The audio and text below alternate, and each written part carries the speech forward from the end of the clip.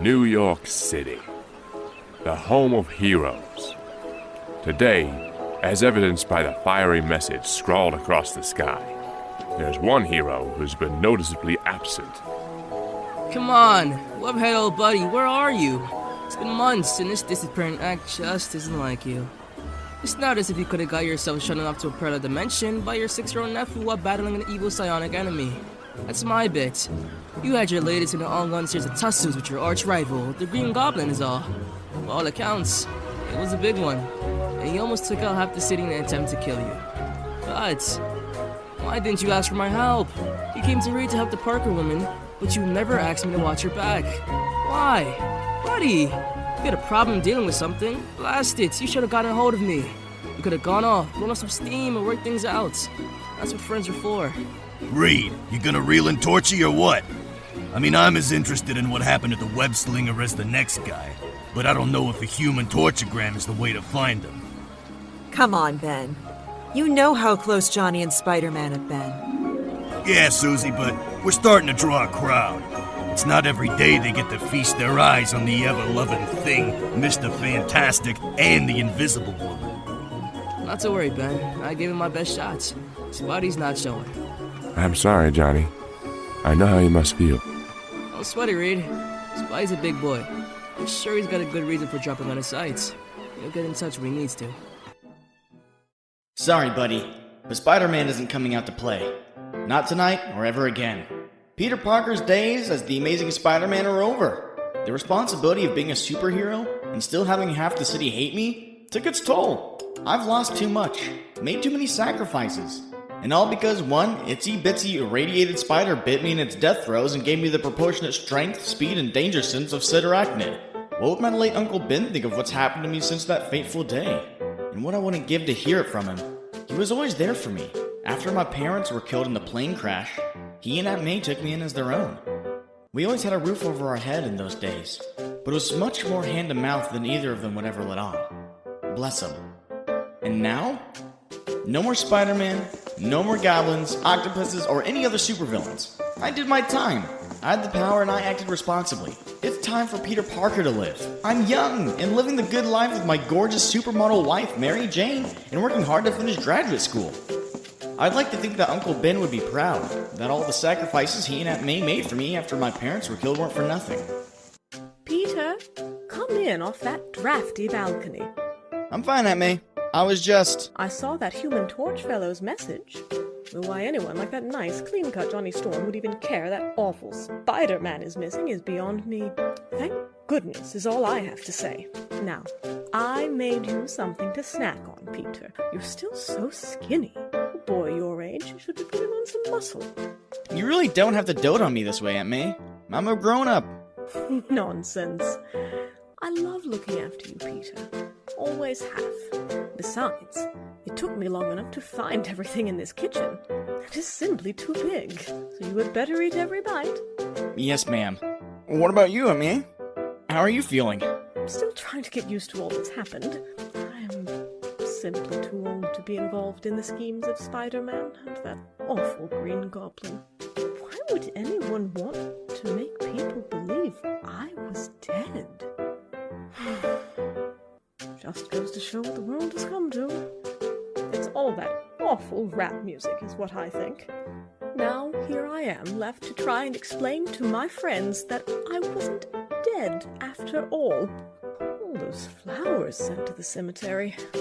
You know, Peter, most of my friends are on fixed incomes and can't afford such extravagances.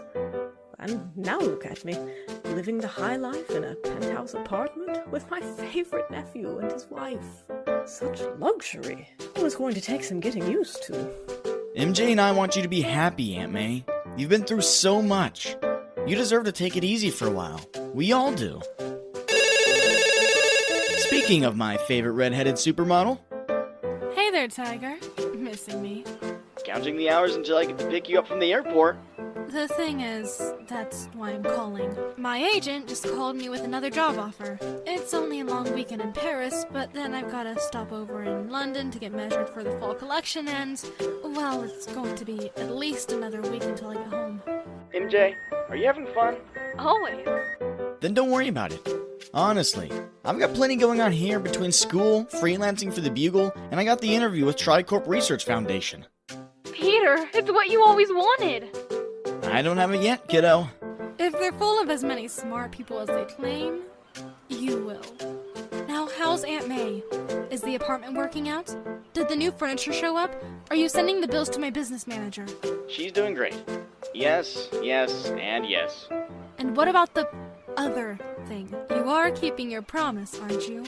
You know I can't be there to kiss it and make it better every time you fall off a building. Yeah, MJ, I'm sticking to my promise. Though I did assume with me having all this extra time, I'd get to spend some of it with my gorgeous wife. I'm having to go now, Tiger. But remember, no costumes. No problem.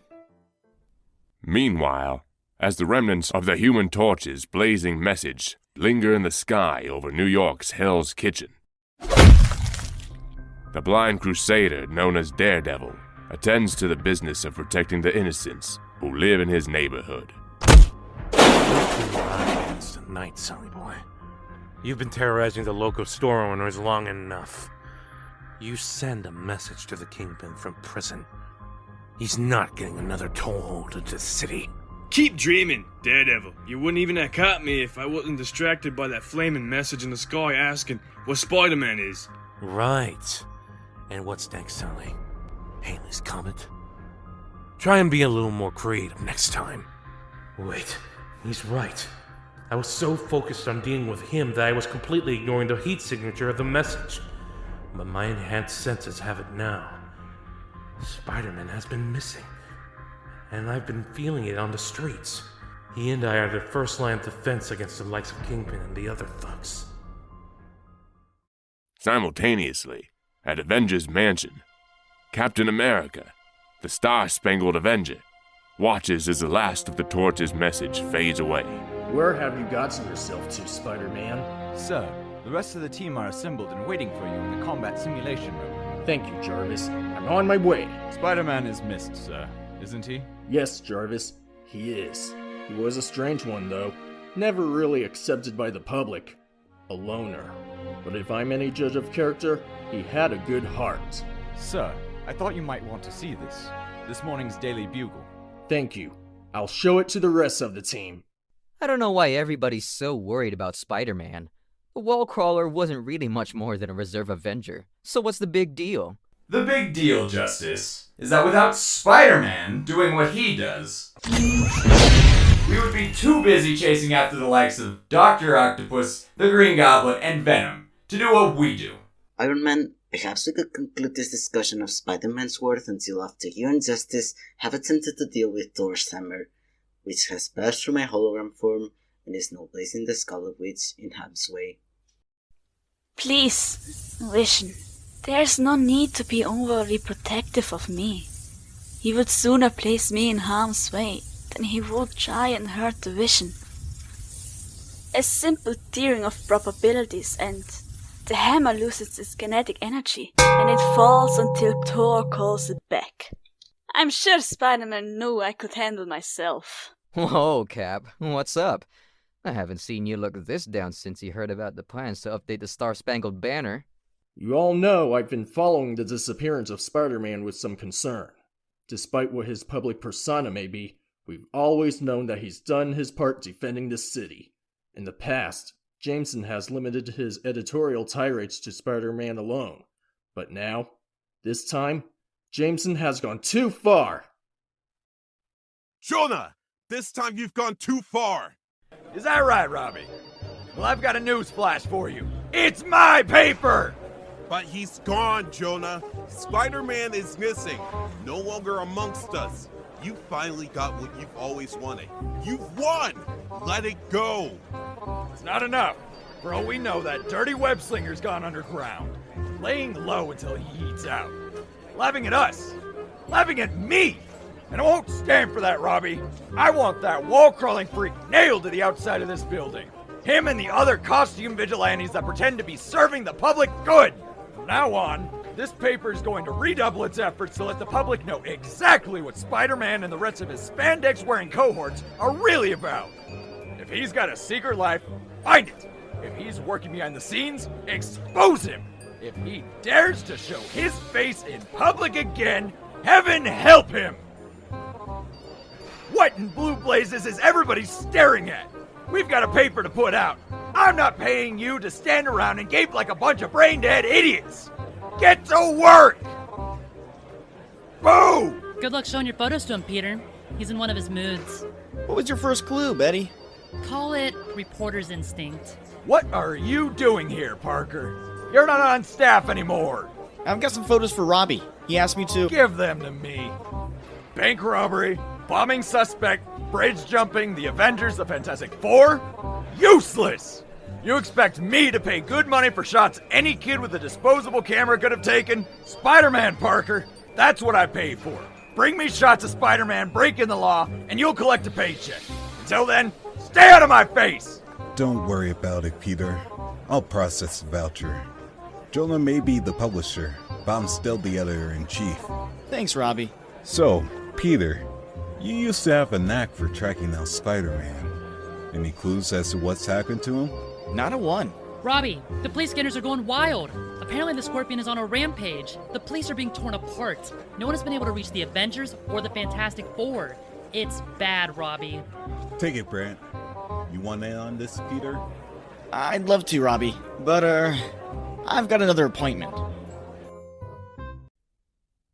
A short time later, on a Manhattan street, which has been turned into a battle zone. Yeah, come on, guys. I've got no time for this, boys and girls. I've been hired to find someone, just like the old days when I was simply Matt Gargan, Private Eye. Things have changed a lot for me since then. Changed and changed again. Change is good, don't you think? Anyway, I've got someone to track down, and I'm not gonna be stopped by a bunch of pea-shooting cops! Now get out of the way, or die where you stand. I can't believe this. The Scorpion seems more powerful and insane than ever before. I thought we'd seen the last of him after the Roxxon incident. From what I was able to pick up from the first cops on the scene, before the ambulance took him away, he made no attempt at subterfuge. He just popped up out of nowhere and started tearing up the streets. The newbie photographer Robbie sent out for me wouldn't get close enough for the money shots. How tough can it be? Pop in, snap a couple of close-ups before the Scorpion even notices me, and pop out. Hey! I don't think you got my good side, little lady. From where I'm standing, ugly, you don't have a good side. Spider-Man? I thought you were dead or something. Not so you notice. Don't really care either way. Dead, alive, retired. It's got nothing to do with me. You and me don't have to fight here today. All I want to do is be left alone long enough to find the guy I'm after and bring him back where I have to. Well, thank you for making that so clear, but you should have thought about all of that before you started tearing up the street and laying into half of the NYPD, Mr. Subtlety. That wasn't my fault! I didn't realize they were gonna drop me off in the middle of the city! And I certainly didn't expect to be dropped off in front of a donut shop, where the boys in blue just about fell out themselves trying to nail my tail to the ground. I'm trying to do some simple detective work. Think of it as a missing persons case. You'll have to forgive me, Scorpion, but even though I'm kinda new at this hero game, I'm not buying it. You've broken the law, endangered lives, and now I'm taking you down. Fine. I offered you the easy way out, Bughead. Now you're gonna learn that I'm no longer a guy to be taken lightly. You only took me down last time because you tricked me. Well, I've fallen in with a different crowd these days. It's not just the color of my costume that's changed. They've upped my powers to the point where you're about to be the recipient of some serious payback. Recipient? Wow, big word for such a little brain. Hope you don't go getting a nosebleed now. Yeah, that's it! Keep mouthing off to me. I hear you've gotten good at holding up buildings lately, though you're looking a lot scrawnier since I last saw you. I was thinking you could give me a little demo. First, I'll have to continue my own little demo. Come on, Bug Breath. You're letting me down. I guess you did lose some muscle. And what's with the lack of webbing? You've always been big into the sticky stuff. You lose the formula or something? Maybe the guys that up my powers weren't selling me a bill of goods about how tough to beat I was gonna be. It's like I'm going up against a rank amateur. Next time, stay home with your mama, insect. Spider-Man? A short time later, Tricorp Research Foundation, a private brain trust with unlimited resources, which serves as a playground for the best of the country's scientific minds. As Peter Parker walks through the door, he simply thinks of it as heaven. This is where I belong. This is where I've always belonged. I could do so much more here than I ever could as Spider-Man. Peter? Peter Parker? Terry Kwan. We spoke on the phone about the interview. Sorry if I seem distracted, Miss Kwan, but I just feel like I just stepped into Willy Wonka's chocolate factory. It's the same for us all when we first get here, Peter. And you haven't seen the half of it yet. Let me show you around before we sit down and talk with Dr. Twaki.